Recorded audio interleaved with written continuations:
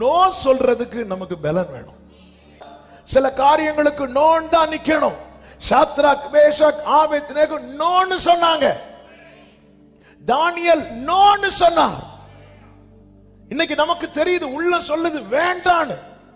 ஆனா நம்ம சொசைட்டியை பார்க்கிறோம், சொந்தங்களை பார்க்கிறோம், நண்பர்களை பார்க்கிறோம்.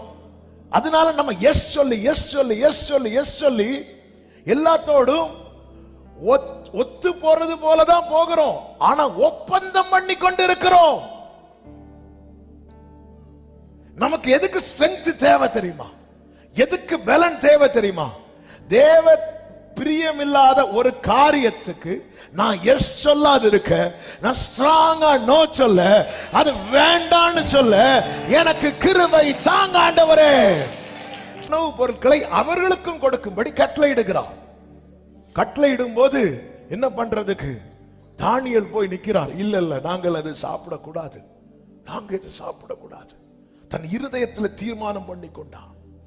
ஆமே, நீங்க நோ சொல்லணும்னு நின்ட்டீங்கன்னா ஆண்டவருடைய ஃபேவர் உங்களுக்கு கிடைச்சிட்டே இருக்கும். ஆமே, இல்ல ஐயோ நான் நோ சொன்னா இப்ப என்ன ஆகிறதுக்கு இல்ல. ஒரு தேவ பிள்ளை புரிந்து கொள்ள வேண்டும். ஹல்லேலூயா. நம்ம இங்க எஸ் சொன்னதுனால பல உன்னத ஆசீர்வாதங்கள் நமக்கு தடைபட்டிருக்கிறது. இன்னைக்கு ஆவியானவர் அதை தான் பேசிக் கொண்டிருக்கிறார். ஹல்லேலூயா. நம்ம இங்க பல காரியத்துக்கு எஸ் சொல்றதுனால பல உன்னத ஆசீர்வாதங்கள் நமக்கு தடைபட்டிருக்கிறது. ஆமென். ஹல்லேலூயா. நோ சொல்ல கிருபை தாங்க ஆண்டவரே.